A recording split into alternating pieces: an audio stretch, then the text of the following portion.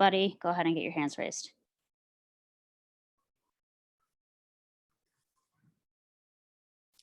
Thomas, go ahead. Hey, buddy, you talked, I think last night about the Reds being a hot hitting team. That is true. What did you see out of Herman today also in relation? Well, you're right. I mean, the Reds are on a nice offensive roll, and Miley hung in there today after being a little wobbly early. Herman, there's the three parts of the game that sort of got away from him. First of all, walking the leadoff hitter, that's not ideal. They scored the 2 runs in the first. They got the 2 runs in the third. We came back with our 3-run inning to make it a 4-3 game early part of the game. I think the backbreaker was 2 outs in the 5th when the Reds scored the 3 runs with 2 outs. He fell behind Votto 3-0. Votto got a base hit, then another base hit, and then Barnhart with that first pitch, high fastball, hit it off the left field wall. I think it was their only extra base hit of the day off of Herman. I think they singled him to death. Some soft hits, some line drives.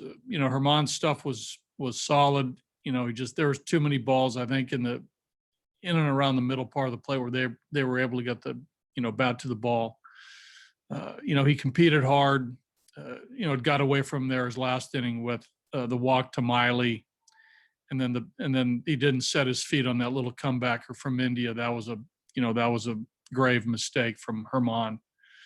But we just couldn't mount a comeback against their pitching.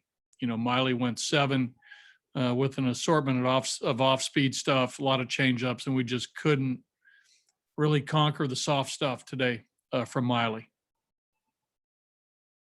Yeah, buddy, last 3 starts have been kind of rough for your pitchers. Is that just one of those things the team goes through for the course of a long season? Our starters have been so good, been pretty consistent all year. They've been, probably the strength and stability of our team, the consistent part of our group. And the last 3 games, it hasn't happened. And, over 162, you're going to run into spells like that. You're not going to see it much from our guys, but right now you're seeing it. We're living it with these last 3. Hopefully Sensa can stop it tomorrow. Thanks, buddy. Just from your vantage point, Patrick. Hey, buddy.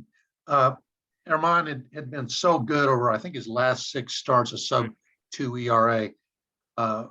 And from my perspective, it just seemed like that slider was really effective. Today, it seemed like it just didn't have the bite. Am I seeing that correctly or not? Well, you're right on the last 6 starts for sure. I think today we saw some good sliders. I think he punched out 5. I think a number of them were on the slider. I think he got Castellanos on a high fastball, along the way for his strikeouts. But I think from pitch to pitch there wasn't their consistency of location with Herman. I think the fastball had its normal velocity, but he wasn't hitting his spots nearly as much as he needed to. And the slider, I think was good at times, but wasn't the frequency of the good one, like to your point, was not there. So I agree with that. Okay. On a positive side, Jonathan Daza continues at least hitting for average. He's been hitting a little bit to all fields lately. How have you seen him mature as a hitter through these first 60-something games? Well, it's good to see the bat to ball skill. He'll put the ball in play. He'll get some knocks. I think it goes to show you. And even on that double play, Farmer made a nice play to turn the double play, but that ball was, potentially a base hit headed up the middle. But to your point, I think we've seen that in the minor leagues from Jonathan, the ability to collect hits. And that's continued now this season. It took a little while to get there. I think that, once he settled in a little bit this year and relaxed, a lot like Brendan, that, there's some base hits in Daza, right? Because he does put the ball in play and he'll get the barrel to the ball. And I like the fact that this last hit was driven with some authority to right center. And we do know he's a good defender, so that's a good thing as well. So he's doing everything he can to make his mark, to prove that he's a major league player. Now we'll figure out as time goes what type of role that he fits in long term. But right now, I mean, he'll get some at bats because he's one of our more productive offensive players as far as batting average, right? He's getting on base. He's sitting over 300. The on base is what, 360, 370, which is very solid in this day and age. So, he'll continue to play, which is good to see. I mean, he's proving that he can hit major league pitching right now. Thank you, buddy. Noah. Hey, Bud. For Tyler Kinley, he was scoreless in his previous 9 outings before the last 2 where he struggled a bit. But then today he was getting more of the results he had before. What did you see out of him today? Well, the stuff's good, no doubt. And I think he has found a little bit of momentum in his appearances, which is great. That's what we need out of our bullpen guys. We need those grouping of 8 or 9 guys to get it done. Today he hit Winker, punched out Castellanos, which was a huge at bat at that point. Bases loaded, no outs. Got the strikeout there. And then Naquin, it looked like a pretty good pitch. I got to look at it again, but it looked like it was slider that was sort of down. And Naquin's a pretty good low ball hitter, and he sort of dug it out and flipped it into right center. And then he retired the next couple guys. But with Tyler, it's big league quality stuff for sure. He's got to get it in the strike zone. I mean, he's got to get it at the letters with the high fastball. He's got to get the slider down. It's a really good wipeout slider. But I think for him, his challenge is the ball strike ratio. And when he needs to throw a strike, he has to. And when he needs to get a slider in the strike zone, he's got to do that too. But he is showing some consistency of performance, which is good to see. We need as many of those guys in our bullpen as possible.